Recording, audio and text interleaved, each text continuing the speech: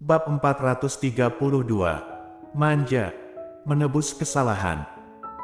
Gita meliriknya, melihat tatapan Arthur Xiao yang dipenuhi rasa bersalah.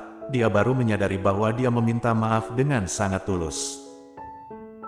Yang dia katakan masuk akal, mereka berdiri di sisi yang berbeda, sehingga ucapan yang dikatakan pasti akan tidak biasa untuk didengar. Namun, Gita merasa ucapannya malam ini benar-benar keterlaluan. Sehingga dia tidak menjawab. Arthur Xiao khawatir dia marah dan langsung pergi begitu saja, dan hanya dapat menurunkan egonya, dan memohon kepadanya dengan suara yang pelan. Aku meminta maaf padamu, apakah kamu bersedia naik ke mobil? Gita. Meskipun dia marah, bukankah bagaimanapun dia juga tidak dapat terlihat angkuh? Lupakanlah. Bagaimanapun mereka bukanlah orang yang sama. Berpikir sampai sini, Gita baru sekali lagi berjalan ke mobilnya. Arthur Xiao menghela nafas lega, kemudian tanpa sadar tersenyum. Tanda pisah. Di dalam rumah sakit. Sangat hening dan hanya terdengar suara mesin. Golden Ye duduk di sana seperti sebuah patung, duduk di tepi kasur tanpa bergerak sedikitpun. Tatapnya hanya tertuju pada wajah Audrey Han. Tiba-tiba, bulu mata Audrey Han bergerak, sepertinya akan segera sadar. Golden Ye yang sejak tadi tidak bergerak, seketika menjadi senang karena gerakan bulu mata ini. Tubuhnya langsung duduk dengan tegak. Audrey Han sudah pingsan dalam waktu lama, sehingga saat membuka matanya, cahaya yang menyilaukan membuatnya tidak dapat membuka matanya. Saat dia akan membiasakan dirinya pada cahaya tersebut, dia mendengar suara saklar lampu, dan lampu di dalam ruangan dimatikan oleh seseorang. Kemudian sebuah lampu remang di meja menyala, dan jaraknya sangat dekat. Kemudian dia baru membuka matanya dengan tenang. Yang masuk ke dalam pandangannya pertama kali, adalah sesosok yang ramping dan tinggi. Sudah sadar. Suara pria yang dingin muncul dari atas kepalanya. Audrey Han dengan jelas melihat wajah Golden Ye yang tampan, dan juga bibirnya yang dingin, mengeluarkan ucapan dengan nada dingin. Dia menggerakkan bibirnya sejenak, dia ingin mengatakan sesuatu tetapi dia menyadari dirinya sama sekali tidak bertenaga. Selanjutnya, sepasang tangan yang besar memapahnya, kemudian meletakkan dua bantal di belakang punggungnya, dan membiarkannya duduk dengan bersandar. Minumlah segelas air. Golden Ye memberikan segelas air ke dekat bibirnya, memberinya isyarat untuk minum. Audrey Han melihat jari jemarinya yang dekat, kemudian menolak dengan menggelengkan kepalanya. Dia tidak ingin minum. Golden Ye tertawa dingin. Kenapa? Sudah tidak memiliki kekuatan seperti ini, masih ingin menuangkan air sendiri. Audrey Han tidak menjawab, bibirnya terlihat pucat, tetapi dia tetap bersikeras untuk mempertahankan sikapnya. Golden Ye yang melihatnya seperti ini, membuatnya kehilangan kesabaran.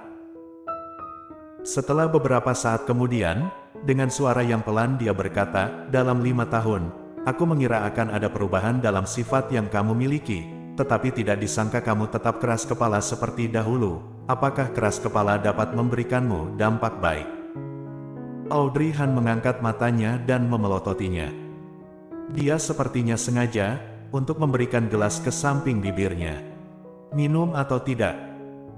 Setelah berpikir beberapa saat, Audrey Han tetap meminumnya. Bagaimanapun sekarang dia tidak memiliki tenaga. Jika sekarang dia berpikir ingin merawatnya, maka terserah dia. Melihat dia yang pada akhirnya minum dengan patuh, Golden Ye sudah tidak merasa khawatir lagi. Anita ini benar-benar keras kepala, sudah sakit hingga seperti ini masih saja bersikap keras kepala kepadanya, namun terlihat jelas, dia tidak dapat bertahan lama. Setengah gelas air masuk ke dalam perutnya, Audrey Han sudah merasa tidak dapat meminumnya lagi, dan mengerutkan alisnya. Sudah cukup. Golden Ye menarik gelasnya, kemudian meletakkannya di meja samping kasur. Gita membawakanmu bubur, apakah mau memakannya? Mendengar nama Gita, Audrey Han langsung mengangkat kepalanya, kemudian menatap Golden Ye dan berkata, kamu menghubunginya? Atau sebelumnya dia datang? Golden Ye menyipitkan mata dan mendekatinya, dan nafas mereka berdua seperti menyatu. Kenapa begitu panik? Tidak, tidak apa-apa. Audrey Han menurunkan tatapannya, bulu matanya yang panjang menutupi seluruh suasana hatinya.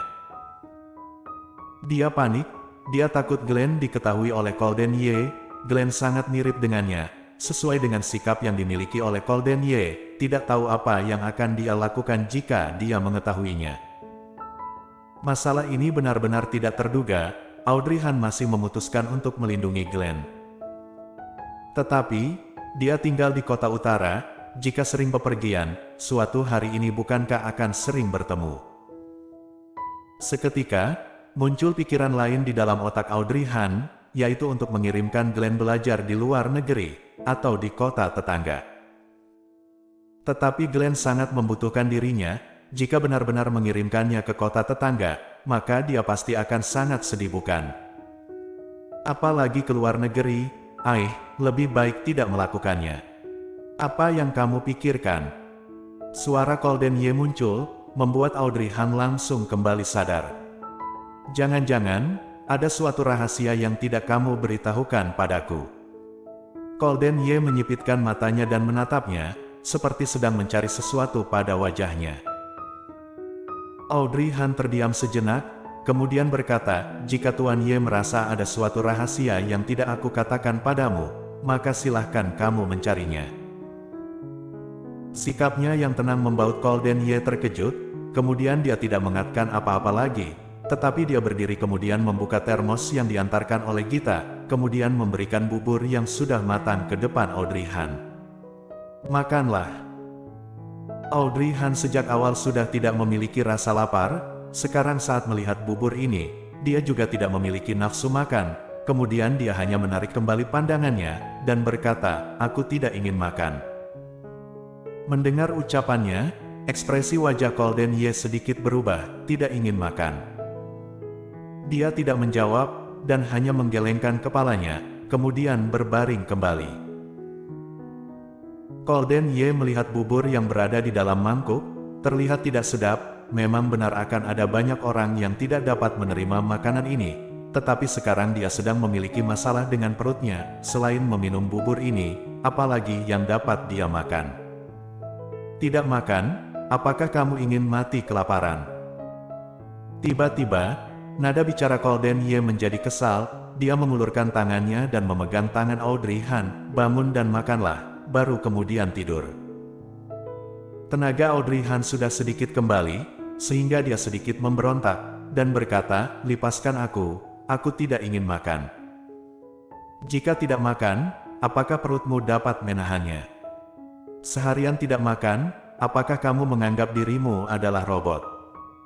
Nada bicara Golden Ye sangat buruk, tatapnya juga terlihat tajam, berdasarkan kemampuan, dia benar-benar tidak pernah melihat wanita seperti ini. Tentu saja, kemampuan untuk membuat orang kesal hingga menjadi gila. Audrey Han tetap tidak menjawab, dan hanya bersikeras ingin menarik tangannya kembali, tetapi kekuatannya sejak awal tidak dapat menang dari Golden Ye, ditambah lagi dengan dirinya yang sedang sakit, sehingga dia semakin tidak bertenaga. Kekuatan seperti ini bagi Golden Ye, hanyalah seperti kucing kecil.